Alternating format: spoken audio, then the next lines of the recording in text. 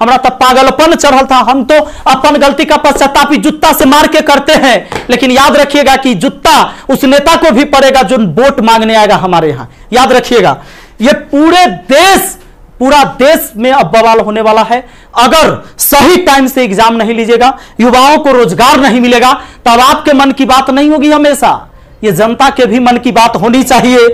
जब सिस्टम किसी नौकरी की नोटिफिकेशन जारी करता है तो उन पेपर के डार्क ब्लैक अक्षर में हमें सब दिख जाता है कि इसमें सब कुछ काला ही होगा। अब तो ऐसा लगता है कि नोटिफिकेशन भी काले मन से ही निकाली जाती है। स्टूडेंट से एग्ज़ाम करवाने के नाम पर फ़ी वसूल की जाती है और फिर ना तो कोई वो एग्ज़ाम होता है और ना ही एग्ज़ाम पे चर्चा होती है।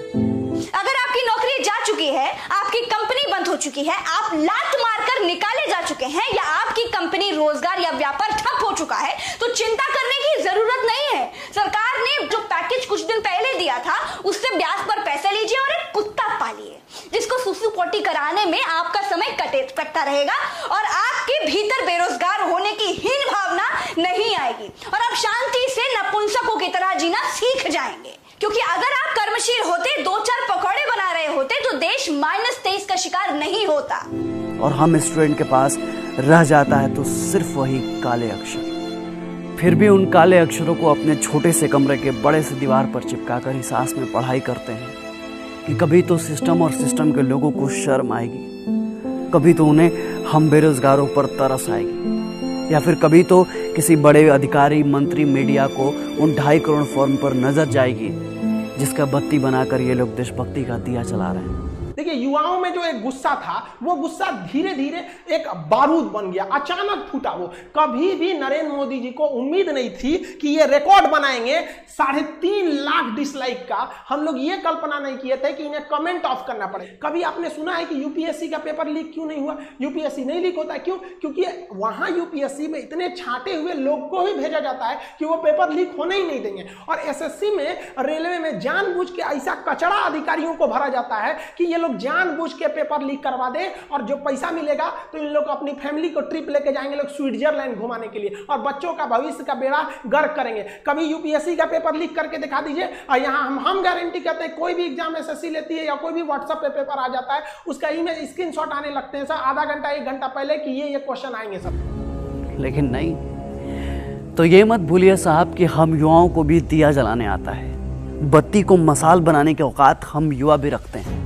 और जिस दिन उस मशाल को लेकर देश का युवा सड़क पर उतर गया ना, आपके काले मन और काले अक्षर का हिसाब किताब बराबर कर दिया जाएगा। युवा भारत की बात होती है तो सरकार और मीडिया चैनल सीना ठोक कर इतराते हैं, पर वहीं बात बेरोजगार भारत की आती है तो सरकार और बड़े बड़े मीडिया चैनल्स की बत्तीसी गुल हो जाती है।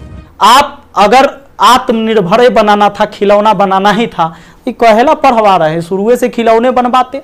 कहेला 500 रुपया लेके फॉर्म भरवा लिए और 2 साल में 9 अरब आप ब्याज कमा लिए। प्रभु क्षमा कीजिए, प्रभु इस पर कोई उपाय कीजिए, वरना आपकी तख्ता पलट जाएगी। और सारे विद्यार्थी, जितने भी छात्र हैं, मैं आप सबसे अपील करता हूं, इस वीडियो को शेयर करिए, जितना ज्यादा शेयर हो। और सारे एजुकेशन चैनल वाले जितने भी है, चूंकि आपके मीडिया नहीं दिखाएगा, विद्यार्थी का दर्द कोई नहीं समझ पा रहा। सनद रहे सरकार, यह एनालॉग नहीं डिजिटल इंडिया है। यहाँ लाइक और डिसलाइक दोनों एक ही अंगूठे से दिया जाता है। कलम पर राजनीति मत कीजिए, स्याही को स्याही रहने दीजिए, उसको खून बनने पर मजबूर मत कीजिए, वरना इस बार सड़क पर भ्रांति नहीं संपूर्ण क्रांति आ जाएगी। लोकसभा चुनाव के पहले एनटीपीसी और रेलवे की वैकेंसी की घोषणा हुई, 2.5 करोड़ से ज्यादा फॉर्म फिलअप किए गए, पैसे भी लिए गए, लेकिन ऐसा कुछ भी नहीं बताया गया कि अब हम आगे क्या करें। लोकसभा के चुनाव भी फटाक से कर लिए जा रहे हैं और उसका रिजल्ट भी एकदम फिक्स डेट, फिक्स टाइम पे आ रहा है। राज्यों में सरकार बनाने के लिए विधायक भी सेट हो जा रहा है। साला सिर्फ एग्जाम कंडक्ट करने वाली संस्था सेट नहीं हो पा रही है। कमाल है साहब। क्या एसएससी सीजीएल वालों की जिंदगी में सिर्फ पीटी या मेंस है या कोई फाइनल रिजल्ट भी है? उनका कोई भविष्य भी है या फिर सिर्फ चोचलेबाजी है? एक स्टूडेंट आपसे ये पूछता है कि आखिर कब तक सरकार और सरकारी आयोग हमारी जलती हुई जवानी को झुलसाते रहेंगे? आखिर कब तक हमारे जज्बातों को दरकिनार किया जाता रहेगा? आखिर कब तक हम अपने कैरियर को बनाने की जिद कैरी करते रहेंगे? 2017 वाला भी एसएससी का रिजल्ट अटका पड़ा है। 2018-19 का तो छोड़ ही दीजिए। आरआरबी वालों का भी कोई पता नहीं है और ये एनटीपीसी वाले भी हिमालय की गोद में समाधि ले चुके हैं। तो ऐसे में हम स्टूडेंट क्या करें, किससे कहें, कहाँ जाएं? कमज़ोर क्या आपको सिर्फ रेलवे और एसएससी वाले ही मिले? तो चेयरमैन साहब याद रखिएगा, आपके चेयर के चक्के को खिसकते अब देर नहीं लगेगी। इनसे कोई सवाल पूछो तो कहते हैं कि कोरोना है इसलिए लेट हो रहा है।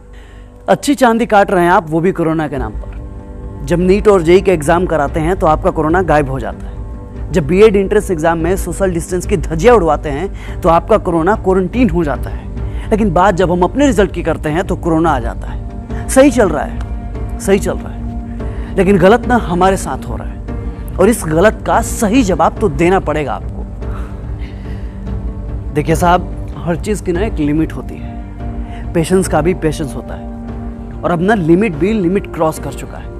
इस देश का युवा चोट से ज्यादा वोट को प्रेफरेंस देता है और जिस दिन अपने इंडेक्स फिंगर से ईवीएम पर प्रेस कर दिया ना तो आपका बिका हुआ प्रेस भी कहीं का नहीं रह जाएगा। और मीडिया वालों की क्या बात करें साहब, वो तो शर्म को हॉर्लिक्स और ग्लूकोन डी में मिला के पी गए हैं। इन्हें देश की बेरोजगारी, युवाओं के टूटते हौसले और हम स्टूडेंट के बिखरते सपनों से कोई लेना देना नहीं है। मीडिया में चीन के माल के बहिष्कार की खबर चल रही है, पर इसी देश में हम युवाओं को, हम स्टूडेंट को बहिष्कृत किया जा रहा है। इससे किसी को कोई लेना देना नहीं। इन्हें दलित, हिंदू, मुस्लिम, ब्राह्मण सबकी खबर है, सिर्फ हम बेरोजगार स्टूडेंट की कानों कान खबर नहीं। तो बताइए ना साहब, हम आपका बाइकआउट क्यों ना करें जब आपने हमें सालों से बाइकआउट करके रखा है?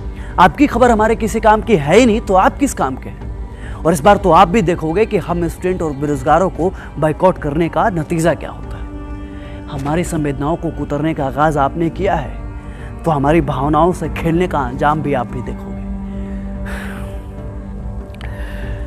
अगर आप हमारी समस्याओं को नहीं सुलझा सकते तो आपको कुर्सी पर बैठने का कोई हक नहीं है। और हाँ, आपके सिस्टम में जो दीमक लगा है ना उसे साफ कर लीजिए अब भी, क्योंकि एक ना एक दिन इसका हिसाब तो आपको देना होगा। और हमें कमजोर समझने का भूल मत कीजिएगा, क्योंकि जो हम पढ़ते हैं ना उसका प्रैक्टिकल भी करते हैं।